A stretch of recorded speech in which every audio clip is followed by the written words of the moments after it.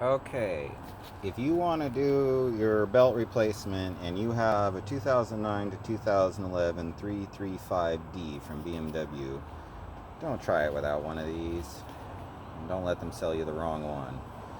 Anyways, you don't have to take it much off, to be honest. Everybody tell you all this shit you gotta take off. You don't. It makes it easier. If you don't have small fucking arms like I do, then you'll probably want to take, the rest of the shit off. But you can get away with just taking out the induction tubing, and you can get down in here to get to this guy.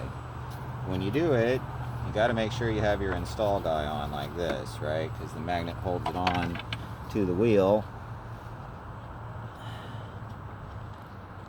like so.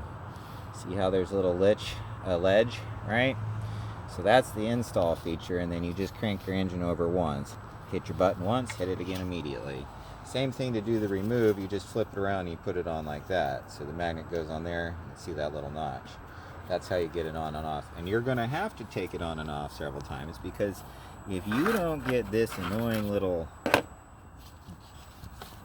see if we can get enough light on there for you.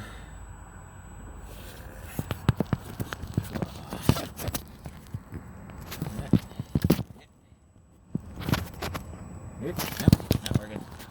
Alright. There we are. Okay. So, that's the smaller onto the AC compressor. And see that little shiny edge line? That's the beveled edge past the ribs.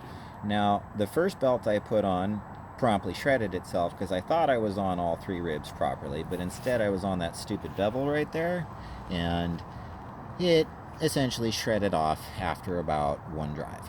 So, make sure you have extra belts around.